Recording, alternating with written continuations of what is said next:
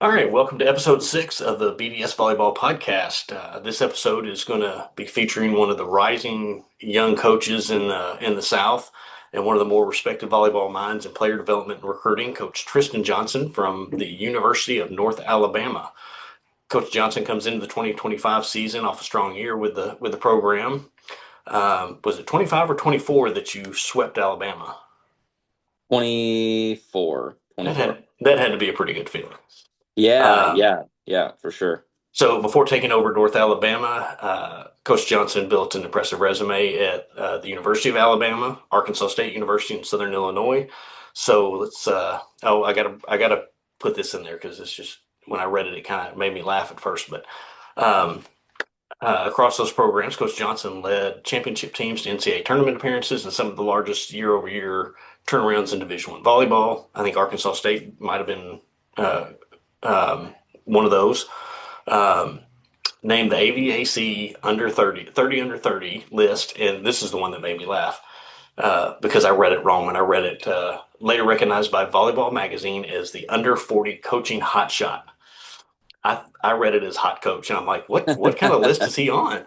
No, Uh, I didn't nominate myself for that either, by the way. So just I wouldn't have nominated myself for either of those. But yeah.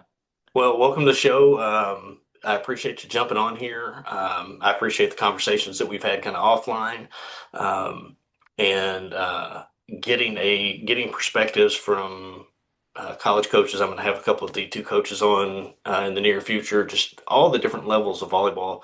I'm kind of mixing between some of the Arkansas clubs and some of the programs that are around, and you know, your program really kind of sparked my interest even more. I knew about it beforehand, but you've kind of dipped your toe in the Arkansas recruiting pool here for the class of 2027. Talk about that a little bit. Yeah, well, I can't speak Can't mention directly names. about Yeah. any particular people, but yes, we are very excited about that class. And even before that, I currently have Reese Ricketts on my roster Right. who played at Harrison. She didn't play club in Arkansas. She played at 417 up in Springfield for Kelly, but I so and she wasn't really recruited very heavily out of high school, and she grew, like I said, she grew up in Harrison, which is about an hour from Conway at Central Arkansas, which is in our conference. And she was the freshman of the year in our conference her freshman year, and has had a really has been all conference. Last year she was Yeah. second team, and then the year before that, like I said, she was freshman of the year. So, I recruited her out of Arkansas, and that was even before the future that we have coming in potentially from Arkansas. But yeah, I mean, I have been recruiting that state for a while, obviously since way back when I was at Arkansas State, and yeah, just I agree with what you said, kind of in your opening. I think the sport has grown tremendously in that state, just in the last 10 to 15 years that I've been around Arkansas. So just really excited. Yeah, you got to steal with Reese. I mean, she was one of the top players in the state, and being from a smaller school and a little bit out of the way, she did fall, a little bit out off the radar. And that's one of the things that we try to promote is reaching out to some of those. I've got a couple girls in Northeast and Northwest Arkansas that play for 417. Hmm. I know a couple younger players that play for them, and uh, but yeah, she was fun to watch in high school. She was, I think, a year behind my daughter, um, and just outstanding volleyball player. I mean, Yeah. and I didn't want to get you in trouble by asking about the 2027s. I just meant the No, overall that's of looking at, we got two classes, actually three. 27 is good. 28 is absolutely loaded. And then 29 is got some really interesting young prospects coming up. And there's even some 30s that are even starting to show up on the radar. And I went to the Delta Regional a couple weeks ago, got to see several of them in person that I haven't seen before. I've watched video, but not seen them in person. And the overall talent level is really impressive. That, I mean, we had some two teams that were in national bids, Hmm. when in the past that never happened around Arkansas. Normally it was just your top level elite teams and that's it. But now um, we've got some really talented uh, second tier teams that it's that competition is getting better and better and pushing them. So that's a great thing. So let's get into talking about you know like I said, you went through Alabama, Arkansas State, Southern Illinois, and now you're building a Division I program at North Alabama. What's your concept of building your own program now that you get to put your own arms around it? Yeah, I think for me coming into, a little bit of background about North Alabama for you or for anyone that may not be aware, North Alabama was a national powerhouse as a Division II program for a long time. They were the D2 national champions in I think 2003 and consistently Elite Eight, Final Four level, Gulf South Conference champions. There's more trophies in our office closet where we have stored them than you can imagine. And so they went Division I. North Alabama went Division I, and I believe in 2017. And then there was a 4-year period of time before I got here that they were Division I. And in that 4-year stretch, they only won 8 conference matches and 18 total matches in a 4-year span. And so when I accepted the job, I was kind of stepping into the lion's den, no pun intended, I guess. But there was a lot there, right? And there was a lot of building and work to be done. And fortunately for me, I had worked for 2 head coaches that were builders. I worked for David Rear, who I worked for him initially when I was in college at Blinn Junior College, where he was at before he was at Arkansas State, and he had built that into a junior college powerhouse and became a JUCO Hall of Famer. And then he went to Arkansas State, and I was fortunate enough to go work for him there and help him build that program into a top 25 AVCA program, multiple conference championships, and then worked for Ed Allen, who had is one of the only coaches to ever go from a Division III head coach all the way to a Power Four head coach at Alabama, and he went from D3 to D2 to mid major to P4 and built every step of that way. And so I think he's still a top 10 winningest, maybe top 5 at this point, active head coaches in the country in terms of wins. And so, I had the definite luxury of working for and working with head coaches that had done it, and I was a part of programs that did it at almost every level, from JUCO to mid major to P4, and just got a chance to experience what that was like. So when I took this job, I knew kind of some framework that I wanted to build around it, but the biggest thing was you got to change the mindset, and you got to change the mindset to a winning mindset, and you got to change the culture. And so right away it was just recruit talent, go get kids that can help us win, that are going to be good kids, that are going to, you're really just trying to get people in the boat that are going to help you get things moving. And so, when I got here, I started with that. I picked up a couple transfers, some kids that, I knew were going to be able to come in and help us right away. And a lot of that was, everywhere I'd ever been, I was the recruiting coordinator, whether it was Alabama or Southern Illinois or Arkansas State. I'd been the recruiting coordinator. So I'd built up this big, database, I guess you could say, and network of whether it's clubs or high schools or whatever. And then the other thing, I still have phone numbers in my phone of recruits that I recruited 15 years ago. Wow. I still have, and I see I now they're grown and some of them have kids. It's awful, but um, I kept those numbers. And one of the first girls that I got to come here was a libero, and she was a girl that we had recruited when I was at Arkansas State. She ended up going and playing at Rhode Island. Didn't even visit Arkansas State, but she was a girl that I had built a relationship with and really liked. And then so much of this at times is just timing and luck. But she emailed me and was like, "Hey, my husband just got a job and at 3M in Huntsville, and I would love to play my COVID year for you," and blah blah blah. So she ends up coming, and she was phenomenal and an amazing culture piece. And her name's Ella Ratzloff, or it was Ella Ratzloff, but um, anyway, she was a phenomenal player. So really, it was just getting kids in, just trying to get kids in that can help us win. And we started that season off, I think 11-2. We won more matches. Yeah. So we had won more matches out of the gate. We had the best start in D1 history. We won 11 matches, which was more than they had ever won. The most amount of matches they had won in a single season was 9. And that had been the year before. So we won more matches in the first dozen matches than they had in all 4 years in a single season. So, it was a good year. We didn't fare as well in conference that year because one of my starting outside hitters ended up having to have her tonsils taken out in the middle of the season. So that was a pretty big blow. But I think what it did was it set the foundation for what we wanted to do going into year two. And so then we were able to recruit some kids. We had some time. And so, that next year we went 17-12. And, I would say that was probably one of my favorite seasons that I've coached because one of the girls that was on that team, Anna Catherine Griggs, had been at UNA her whole career. That was her COVID year, but she had been there her whole career, had never been all conference, had never been nominated for all conference, had never been, I think she was like freshman of the week one time, when she was a freshman.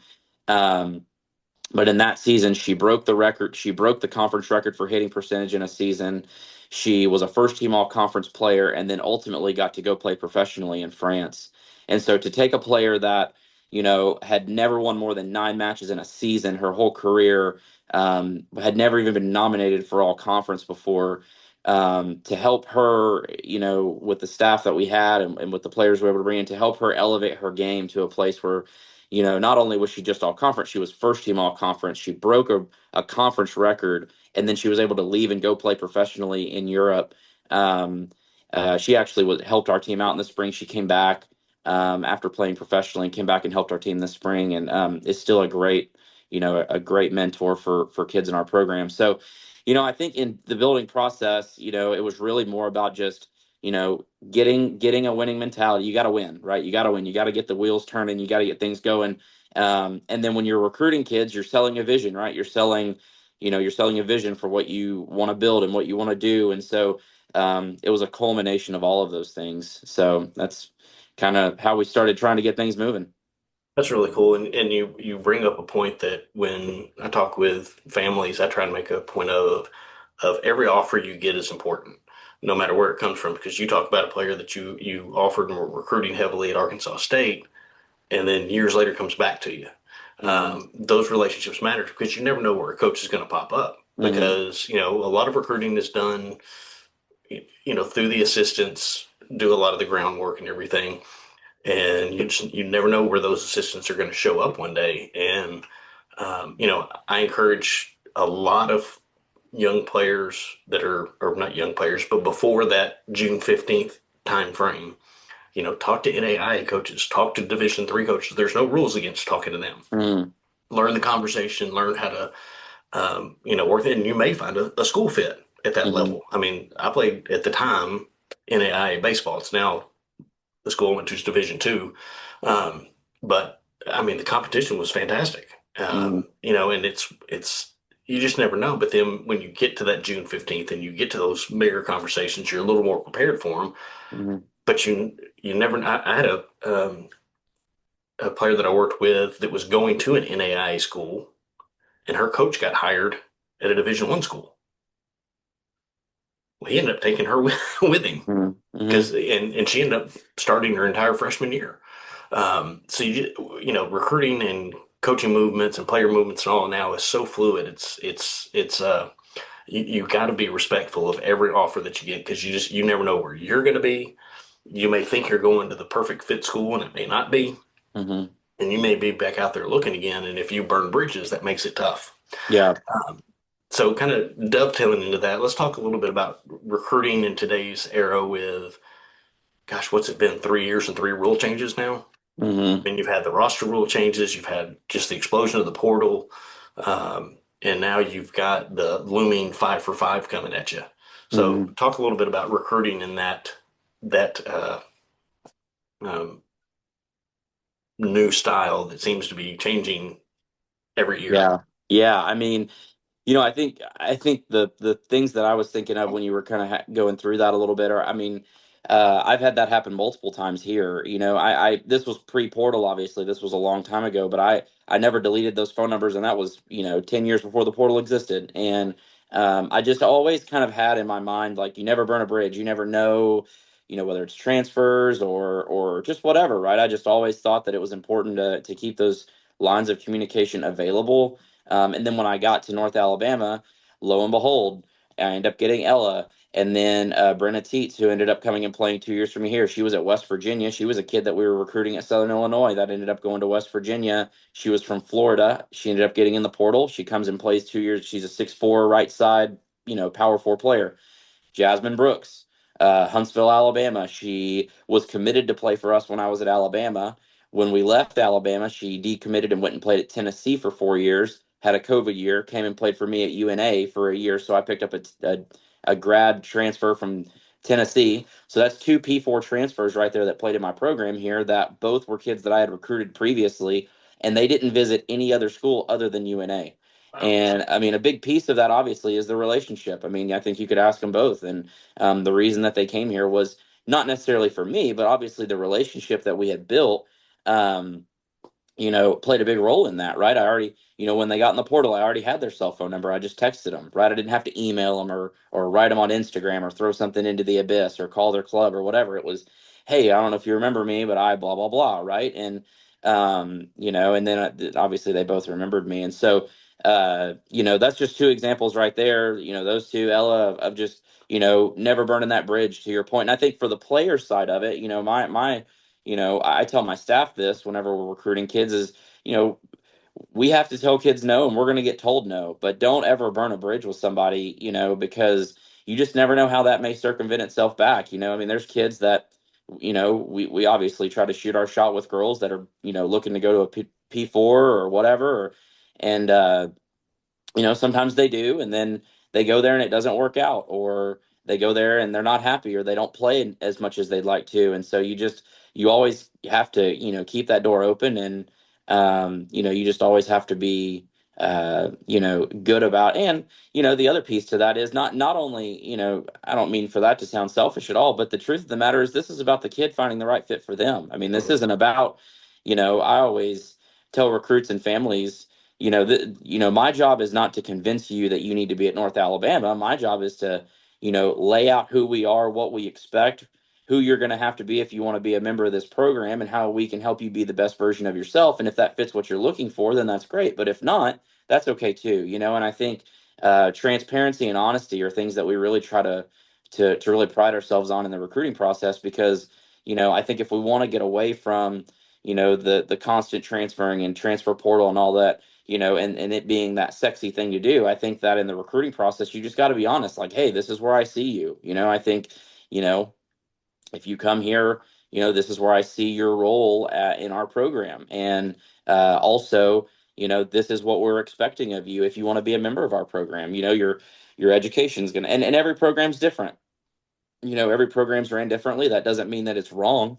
That doesn't mean that I'm wrong. It just means that you have to find the right fit for yourself. And that isn't always a logo, right? Sometimes that's a culture. Sometimes it's both.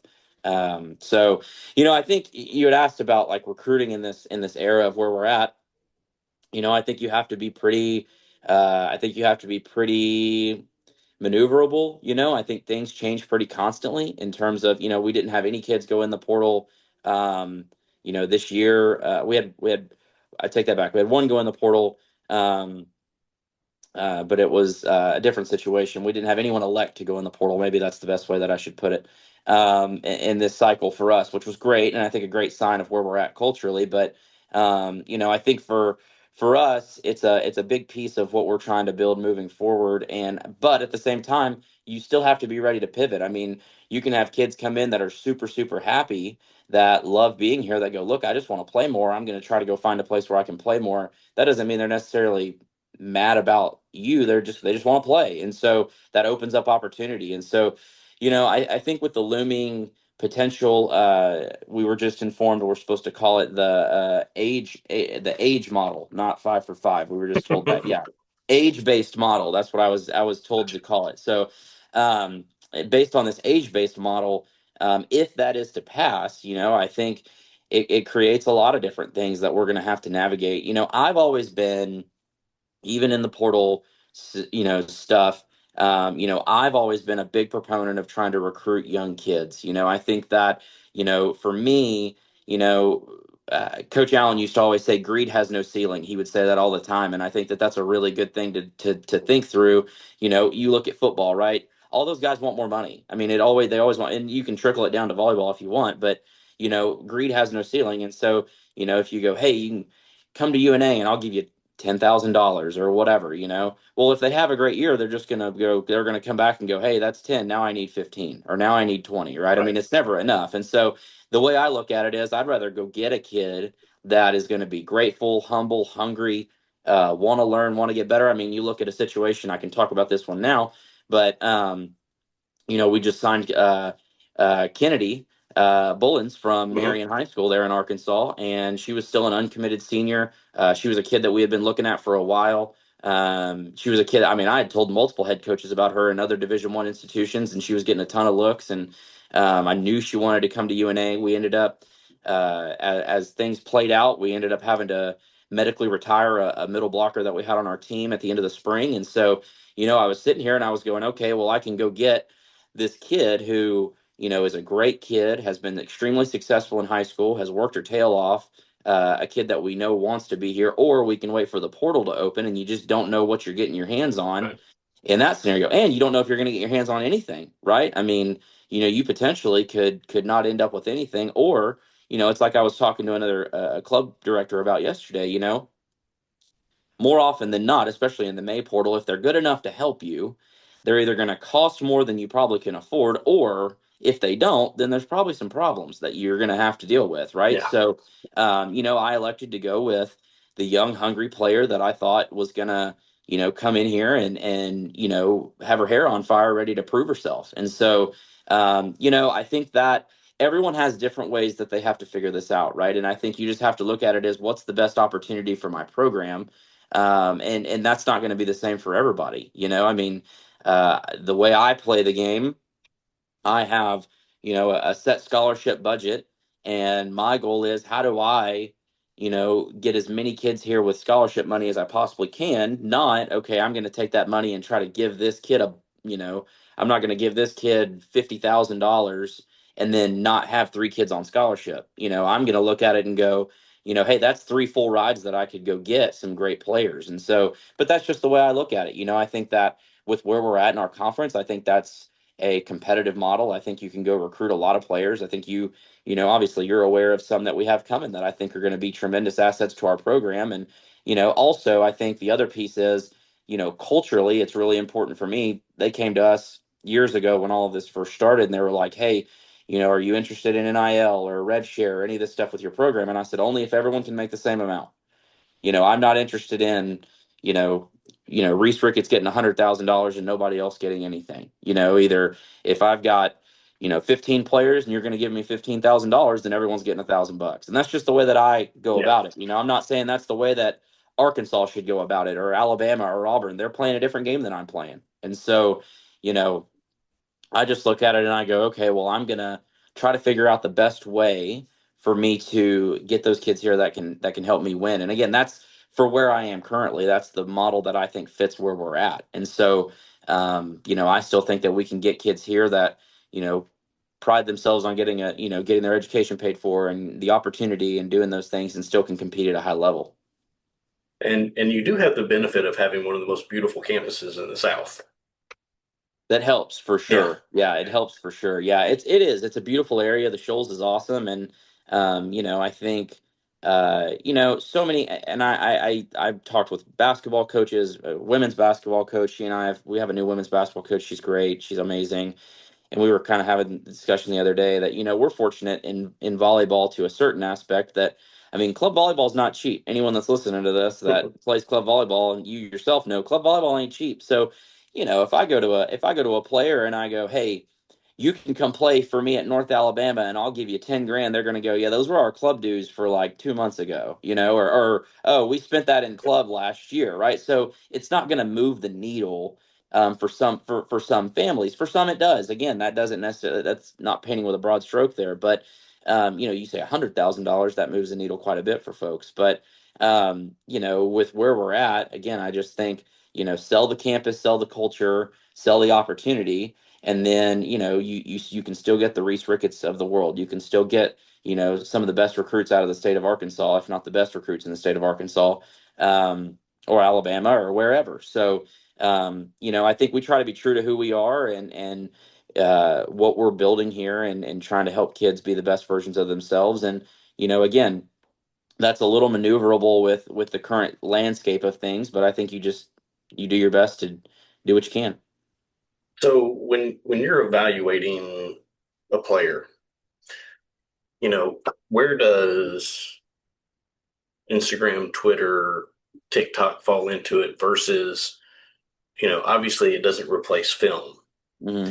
Um, and I want to get your take on what you're looking. I know it's different for every position of what you're looking for on film, Hmm. but where does the social media platforms fill in, and how do you work those with? You look at the film, you see what kind of player they are. How are you evaluating social media, and can a kid overexpose themselves on social media?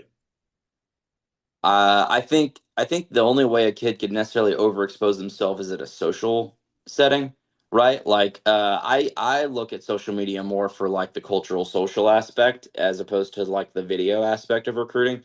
Um, I mean I think that kids putting film on social media is a great tool.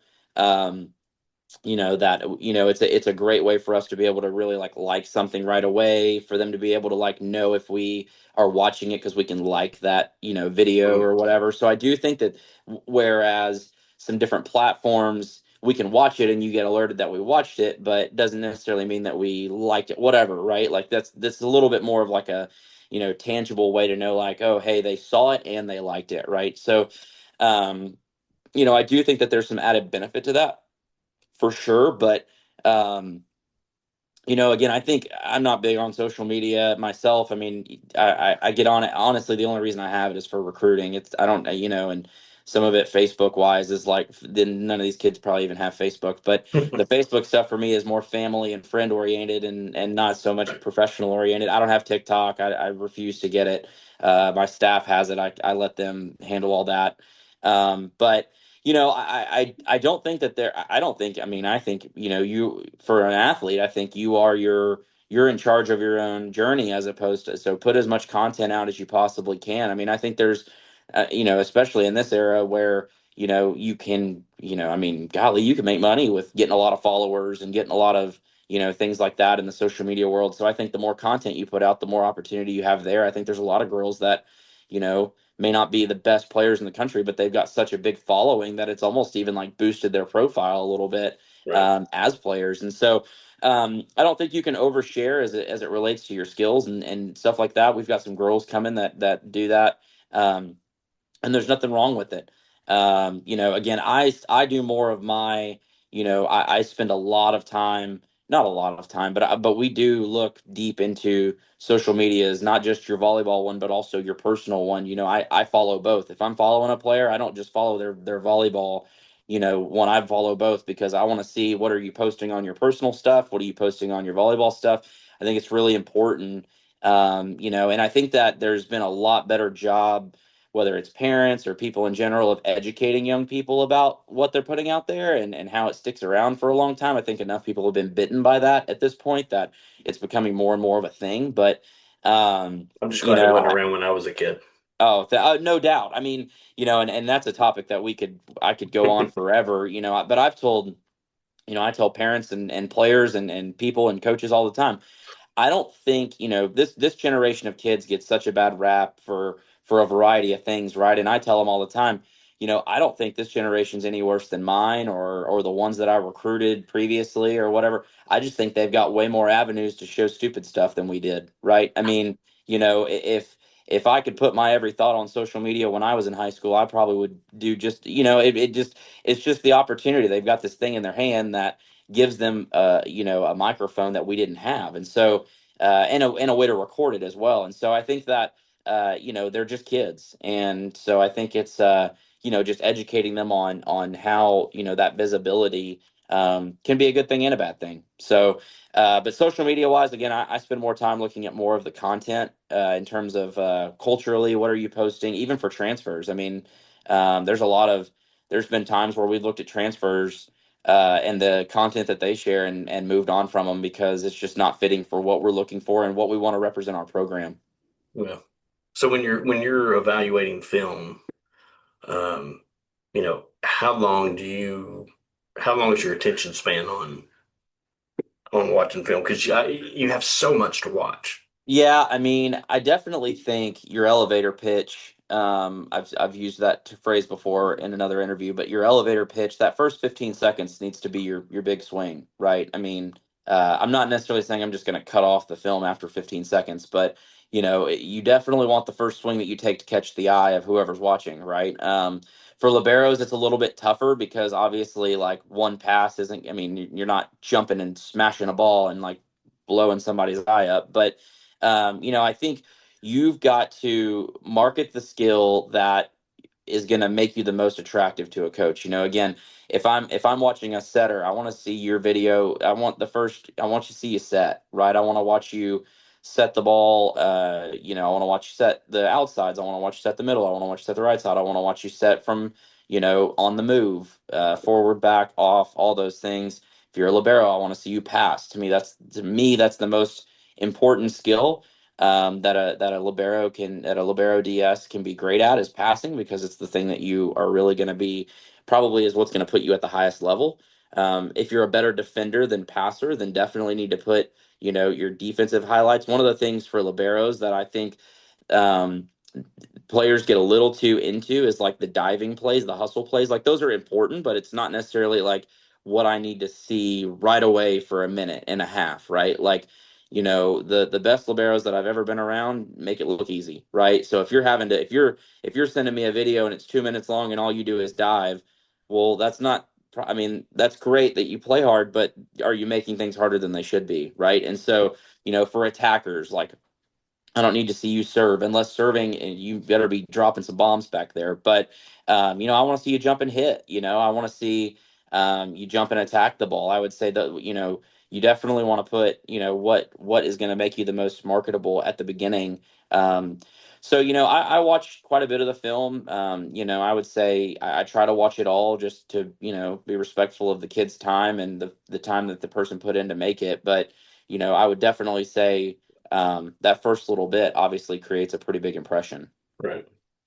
So what do you feel um, the future is of mid-major? It's really almost kind of sports in general with the way that things are going. But where do you see the future of mid-major volleyball going? Because what people don't understand is it's bigger than the Power Four. I mean, Hmm. there's so many Division One programs out there that people miss, and there's some great conferences. Hmm. I get to see your conference up close because I live in Conway, and can pop over and go watch UCA if I want to. Hmm. My daughter plays in the Sun Belt. I mean, and there's so many good mid-major project or programs, but you have to gauge that. You got to play the what they call the money games. Hmm. You got to play those tough teams, and your counterpart to the South played a brutal schedule last year. It was tough. Hmm. Hmm. But it was all in preparation for conference. But how in the big schools need the mid majors Hmm. because they're not going to go out and just beat up on each other all day long. Hmm. Hmm. But so where do you see with the amount of money that athletic departments are being stressed with now? Um, the future, and we've seen it here, and there's been a couple others. Arkansas cut men's and women's tennis. Hmm. There's been Hmm. a couple other programs that have done that, and you start looking at some of these smaller sports, and it gets a little nerve wracking. I think volleyball is on a good upward trajectory. It's not basically what you call a money sport right now because it's not unless you're Wisconsin, Nebraska, Hmm. Tennessee, drawing huge crowds and everything. But Hmm. but it is holding its own. Yeah. But as budgets continue to get stretched, how do you see the future of mid-major volleyball? Yeah, I mean, I think a couple thoughts that I have there. I think thank God there's never been a better time in probably history ever, literally, for volleyball to be growing at the capacity that it's growing. I mean, I think if you look at all the course of whether that's the NCAA, especially in collegiate, right? I mean, given the circumstances and what's going on across the country, there's never been a more pivotal moment for your sport to be growing and to be, to your point, trajecting in such a positive direction, especially from a financial and investment perspective, right? And I mean investment from the pro leagues that are going on, what ABC and ESPN are putting into the Final Four for volleyball, putting the finals on a Sunday, giving it prime time on ABC, breaking records every single.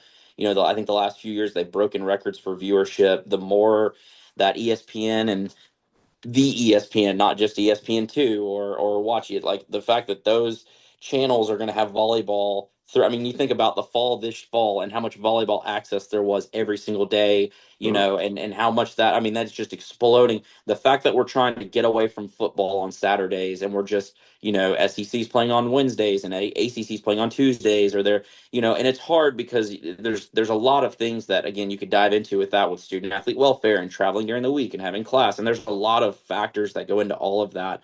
And again, that's a rabbit hole to climb down with, the money they're making and all that kind of jazz. But I think in terms of mid-major volleyball, I think a couple things. I think one, I think you're going to see things get a lot more regional. I think you're going to see a lot more teams play regional based schedules. I mean, this fall, we're going to Sanford for a tournament. We're hosting. We're going to, oh God, uh, wow, I'm totally losing my mind.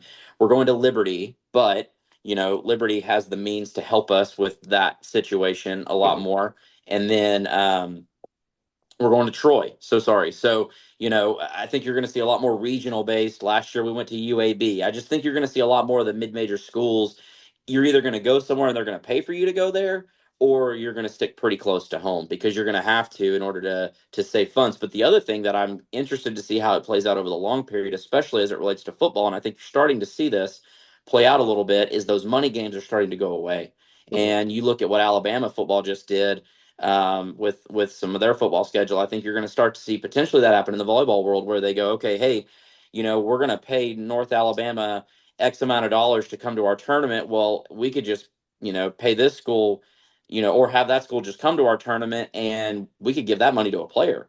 We could give that money to, I'll be interested to see kind of how that potentially transitions in the mid-major world, where that money's not necessarily as much there, which maybe people were using to prop up some budget Right. situations, right? And so I think from a football perspective, you definitely will start to see it where the Alabamas, the Auburns, the Mississippi States, the SEC, the Big Tens.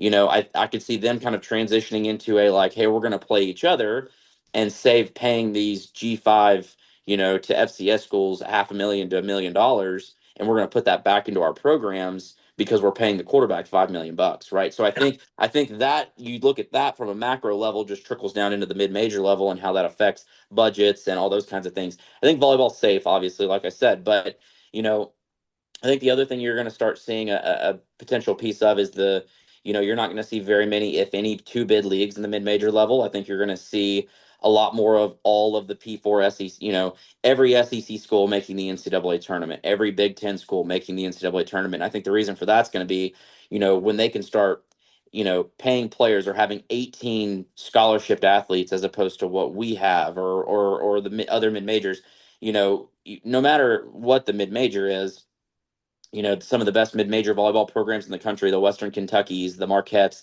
I think the Creightons, people like that, those people, I think, obviously will survive, so to speak, in that realm. But I think that, the Sun Belt a few years ago, you'll remember this because it was South Al. I think the Sun Belt had four schools get in, Mhm. in one year. And I think that's going to be something that's going to be extremely difficult. I mean, you look at last year, you had Arkansas State, Texas State, South Al, those schools that are all top 100 RPI schools, but they're not going to get in, over, if one of those schools have a 50 RPI. I think this happened to Texas State. I think they were like in the high 40s, and Tennessee was in the low to mid 50s, and Tennessee got in over them a Yeah. few years ago, right? So I think you're going to start to see that play out more, and I think a lot of that's just going to be based on who can sell more tickets, who can watch more on TV. You know what I mean? And you hate to say that, but I mean, I think that's where a lot of the two bid league in the mid major realm is going to go away. because a lot of those at-large bids are going to get gobbled up by those maybe bottom-tier P4 schools that, those mid-majors were losing to, that were beating before. But now those bottom-tiered P4 programs in some of those leagues are going to be able to now still go get the talent needed to compete at that level. So because of the money, right? So I don't think that's doom and gloom, right? I mean, I think it's just reality. I think Yeah. you're still going to have your automatic bids. You're going to have to win your league, and I think you're just going to have to figure out a way to navigate that as best you can. Like I said, I think the Western Kentuckys and the Marquettes and the Cretons and the UTEP, what they've done the last few years has been phenomenal. I think some of those will still be fine, but again, you're talking more of the G5, Conference USA, Yeah. Big East kind of schools. So I think we're just going to have to navigate it. But it's the thing that I tell about my program here is what's going to help me win the ASUN. That's what, or the UAC, excuse me. That's what I'm concerned with, right? That's my focus. My focus isn't to go pay a player $50,000 or $100,000 to steal them from Auburn.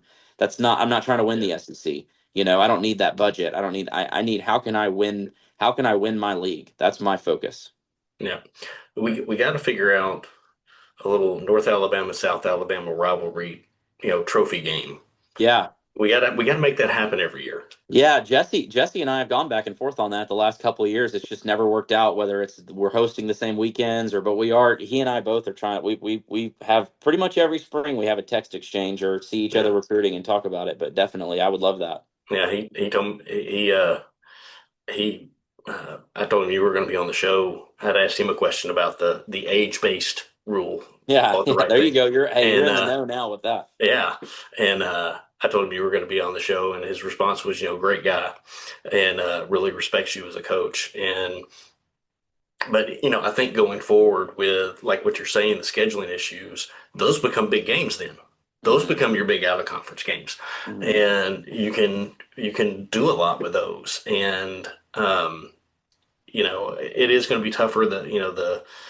The year that South got in, not winning the Sun Belt Hmm. was crazy. I mean, it was Hmm. big because normally that doesn't happen with mid majors, and Hmm. you have enough when you go to that 14 team league. Of course, you have enough, and it's losing a little bit with Texas State going to the Pac-12, Hmm. um, the new Pac-12. But bringing in Louisiana Tech is a better regional fit. I mean, Hmm. that trip down to Texas State was a haul. Hmm. And I think in Louisiana Tech obviously used to be in the Sun Belt, so they're coming home, I guess. Hmm. But it's an easier trip for that division. So I think the out of conference games, like playing like you said, playing Sanford, playing New AB, Hmm. and hopefully every once in a while getting an Auburn or an Alabama or Hmm. something like that. Is going to be huge, but I just don't think you're going to see 4 or 5 of those on the schedule. You're going to Yeah, see yeah. maybe 1 or 2.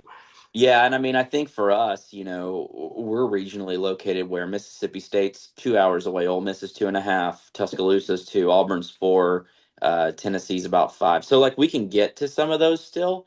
But again, then at the end of the day, you're looking at, what makes the most sense, right? Yeah. And I think yeah, I mean it'll be interesting. And I think, as leagues evolve, and I'll be interested, Texas State tried to do this about 10 or 12 years ago where they went to the old WAC Mhm. and they were only in it for a year and then they came back to the Sun Belt. I'm not saying that's going to happen. I'm just saying that, they had joined a more national and Texas State is, I mean, I'm from Texas. I love Texas State. To me, it's one of the best campuses, mid-major campuses. And I love Texas State. I think it's a beautiful place and Sean does an amazing job. But they are jumping back into that national kind of a bigger. I'll be interested to see. I think especially at the FCS level where North Alabama, the OVC, the UAC, the ASUN. I'll be interested to see. I think those leagues will really start to become regional, right? I think those, you look at even what the ASUN just did with adding West Florida. West Florida's down in Pensacola, and the UAC half of our consortium is all the football schools. Well, West Florida, the only sport playing in the UAC is football, and all of their Olympic sports are playing in the ASUN. And I think a big piece of that is obviously West Florida wanted to get up to the Division I level, but why would they fly to Texas to play volleyball when they could drive to Jacksonville, right? Or they could drive to Fort Myers or whatever. And that totally makes sense. I mean, I think that obviously that is the best thing for everybody. It gives the ASUN, another Olympic sport member, which they needed. It gives our consortium another member, which is amazing, and it's another good regional partner. But I think you're going to see a lot of those leagues kind of morph into that, right? Where you're playing a lot more regional based. Again, the OVC, what does that look like in the future? The SoCon just brought in Tennessee Tech. I believe, yeah, I think the SoCon brought in Tennessee Tech. But I think, again, just kind of creating more of like these pods of leagues. And it's just going to, fiscally make a lot more sense. And hopefully, in the grand scheme of things, that saves sports. Yeah. And I hope it does. So I end every show that I have with just five, kind of quick fire questions. Yeah. And so I had a couple that I wanted to run at you real quick. So what separates a player who gets recruited versus who just gets evaluated? That's a great question. Man, I tell you what, we're really having an interesting time, and this may give some insight to some of your 2028 and younger listeners and their parents, but we're having an interesting time right now where we're going to these qualifiers, right? We go to MEQ, we go to Big South, we go to all these big qualifiers, and we walk around and we're like, okay, I really like her. Does she like us at all? Or am I just standing here wasting my time, right? And so, I think uh, as much as as much as the player, and we send them camp information, right? That's all we can technically do is you send Right. camp information or whatever.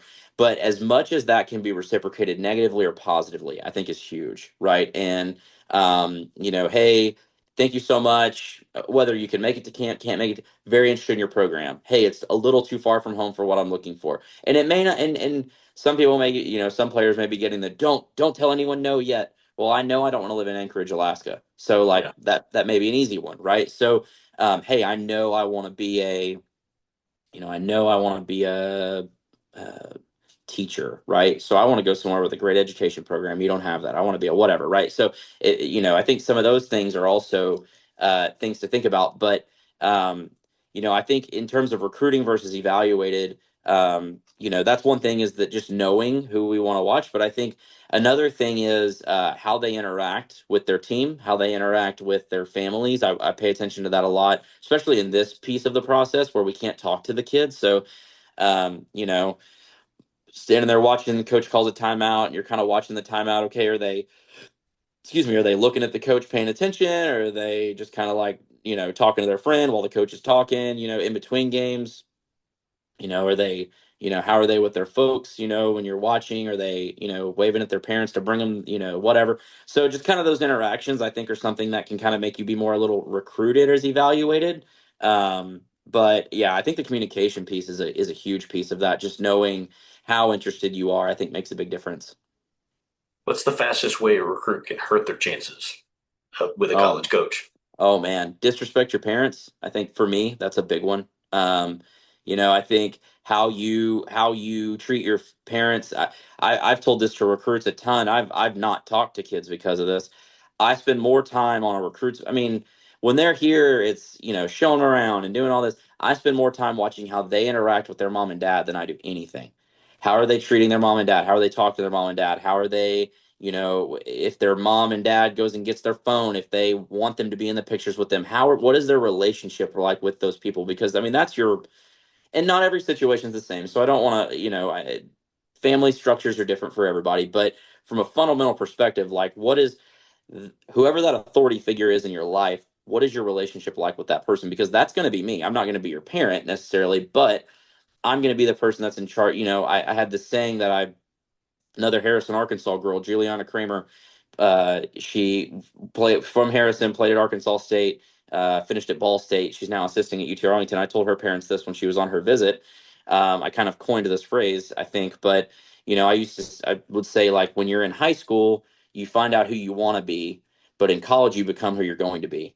And my job, your parents' job is to help you kind of formulate that path of who you want to be, figuring out who your friends are, what things you like, what's important to you, all those things. Then when you go to college, your decisions are your decisions. And I'm going to be that person in your life that quote the disciplinarian or whatever you want to call it, the person that provides that structure, right? So how are you treating that person at home that's raised you?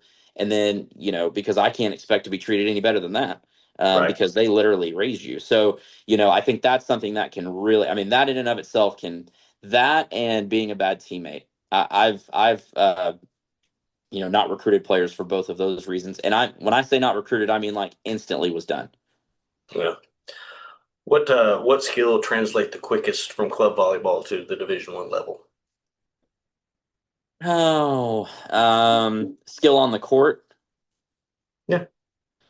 I mean, I think arms are the ones that translate the fastest. I mean, your ability to have a good arm and score, I think, translates pretty quickly. Um, I think passing is a skill that I think also translates pretty well, because I think the ball. I think one of the things that helps is we use the same ball in college that they use in high school and club. So it's not like it's when you go to the international level, the ball changes, so it floats differently and it's a different ball. I think passing is another one that translates pretty consistently for me for the most part. But I would say your arm, how hard you hit the ball, and not necessarily how high, but I think if you've got a terminal arm like a Reese Ricketts, if you can jump up and just absolutely smoke it, it usually translates pretty well to the next level. And then I would think the serve receive aspect, your ability to pass, defending, I think is one that's hard because, obviously the ball's coming at you at a much different pace. Setting as well is one that doesn't translate as well, in my opinion. It's just harder because there's more to it, right? You're Right. running, you may in club just go, oh, I'm going to set her. I'm going to set her. well, now there's a whole lot more to it than that. So I would say arms and passing to me. Let's see. What's the one trait you think every successful college volleyball player must have? Better be tough. I mean, I think you better be tough. And when I say tough, I mean that in a variety of ways, right? I mean, I tell our girls, when they show back up in July, I always say, I want you to really take a good feel of your body because it's the best it's going to feel for the next 4 months. Because it really is. I mean, their body goes through a meat grinder for about a 4 month period of time, whether that's the travel, the weights, the practice, especially our young kids. I mean, how well they can take care of their body right now before they get here is huge into their longevity of the season and making sure that we can still play in December. Our girls, when we get to the end of the season, unfortunately we haven't played in the NCAA tournament yet, but at the end of every season, they'll talk, man, I'm just tired, I'm this, and I'll go, guys, Louisville's going to play for another month. You think Yeah. those girls aren't tired? You think they're not? That's different, right? Like the Louisvilles, the Nebraska, you look at those girls and you're like, man, they're just getting warmed up. Like they got another month, and the next month they have to perform at the highest peak that they possibly can, or their season's over, Yeah. and so I think that just leads to the professionalism that those girls have, and those obviously those staffs and their support staffs have of preparing their body for the longevity of a season, right? And so I think you got to be tough. I think you got to be tough mentally. You got to be tough physically. It's hard. Um, Mental health is a huge thing. Mental health is a big discussion piece for a lot of programs and a lot of people. And, but I think you got to be tough mentally as well. I mean, it's hard. I mean, being a collegiate athlete is not easy. That's why everybody wants to hire collegiate athletes because, you've had to Yeah. sacrifice your own selfish desires that every single normal college student gets to do on a daily basis for the betterment of and responsibility to a program and a team. And that's a you can't have it all. I that's to me the hardest thing that I have to do in this job, in my opinion, is taking a group of kids that have been raised in a society which isn't their fault, where they've got something in their hand that they can do whatever they want, whenever they want, however they want, watch what they want. If they don't want to watch what you're watching, they can do their thing, and get them to assimilate to a goal with a group of people in a role that may not, probably for the majority of them, won't match what they're looking for. And so I think that a toughness from that aspect is super, super important.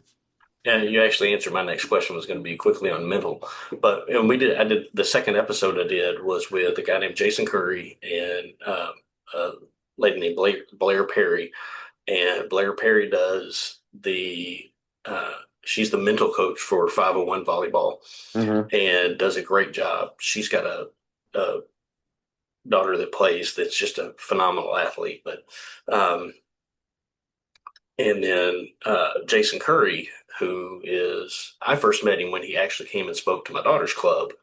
Um, he has a book out called Finish Empty, and I mean, we did an hour plus long episode just on nothing but handling the mental side of the sport. So Mhm. I'm glad to see that programs are starting, club programs are starting to take that seriously, and having those people in place to teach that mental toughness. Because after, you know, I understood it going in because I played in college. I didn't understand it when I went from high school to college, the difference. Mhm.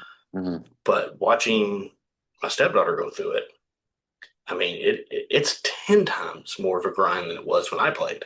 Yeah. I mean, 30 years ago, weightlifting was not weightlifting like it is now. I Yeah. mean, Yeah. Well, uh, and I think the other piece to that, right, is, these kids also, to the social media piece, they've got a social stigma that they're fighting every day that you and I never had to, right? yeah, With a variety of things, right? And things that are pulling them in all these different directions. And so I think the best thing that we can do, to your point, is support them in that, right? And give them the support that they need. I don't think that, again, I feel like this generation gets a rap of being soft, or, all these things, or use mental health. I mean, I think it's just they've got more things coming at them than any generation's ever had before, right? And so I think you just got to do a good job of creating that structure. And I was having a conversation with our strength coach. He was like, you just can't coach them like you used to. And I said, I don't agree with that. I don't agree with that. I think I'm tough on my players. I mean, you can ask them. I'm not the easiest coach to play for. I'm demanding and have high expectations, and like I think any coach that wants to win at a high level does, to a certain degree. But I think the biggest difference, that you have to have a relationship with them. They have to know, Marv Dunphy, who was the Pepperdine coach and national team coach, and I've been so fortunate to have met him and talked to him about it and spend time with him. But he told me one time, uh, they'll never care how much you know until they know how much you care. And I think that that's never been more evident and true than it is right now with young athletes, because I mean, they don't care, if I can teach them how, they don't care that what I'm doing is trying to help them be the best version of themselves, because they don't think I care about them. You got to build a relationship, and that doesn't mean coddle, right? I mean, you're a parent. That doesn't mean necessarily coddle all the time, but it's helping them understand, and building that relationship and that foundation that can absorb some of the tough love. that's that's on the button of, you're not. It's not the old days. You're not just a coach anymore. You're a coach. You're herding cats every day, trying to keep them all in line, Hmm. and letting them know that, yeah, you're going to be tough, but you're there for them when they need you. Hmm. It's a tough job now as a coach. So, well, I appreciate you taking the time out to uh, really give some great feedback that,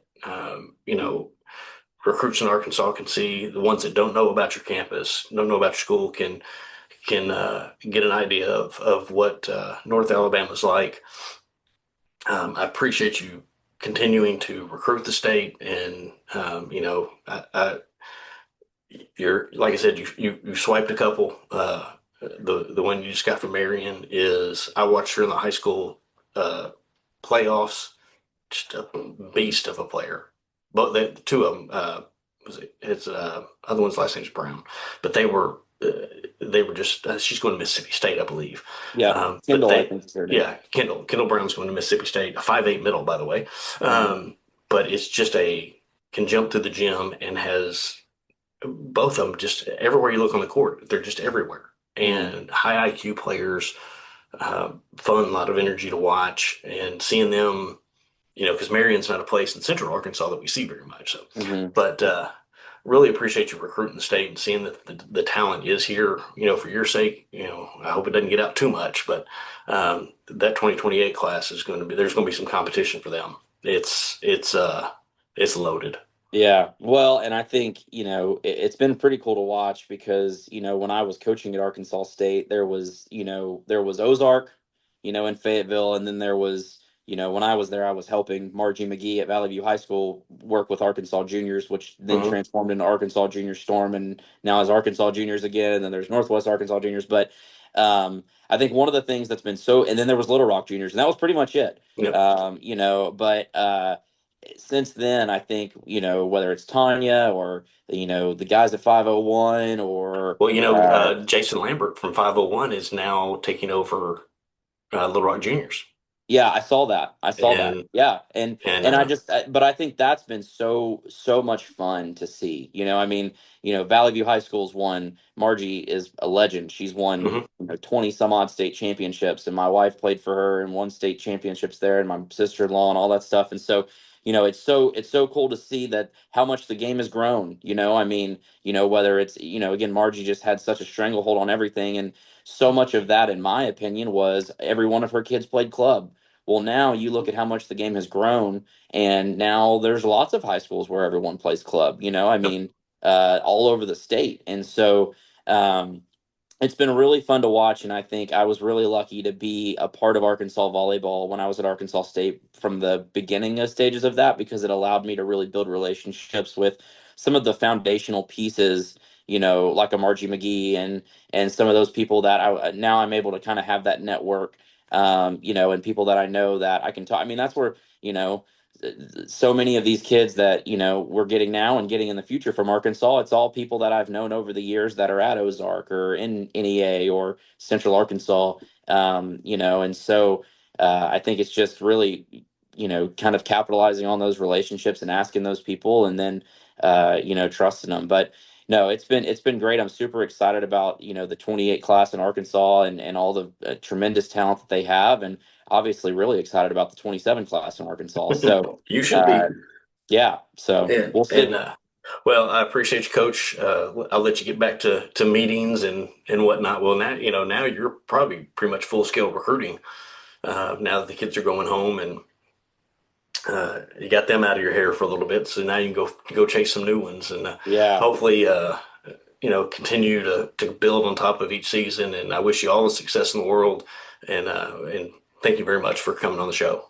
yeah, man. Well, appreciate your coverage. Appreciate your support of Arkansas volleyball. It's really been fun getting to know you over this period, and really just following your page and all the girls that you showcase, and you really are shining a light on something that's pretty cool. So appreciate your efforts, because you're a piece of the growth of this game, and you've asked a lot of questions about the longevity of it and where we're at and the future, and I think it's people like you that are going to only help continue to get it to grow. So just appreciate your asking me to be a part of this. I think it's really neat, and hopefully some players and parents can get some insight out of it. So Good deal. Well, we appreciate it, and I hope you have a great 2026 season. I always all have to, right. it's always off a year with volleyball Yeah, because I it's a know. fall sport. So, Yeah. well, I appreciate it, and we will talk again down the road. Awesome, man. If there's anything we can do, just let us know. Thanks.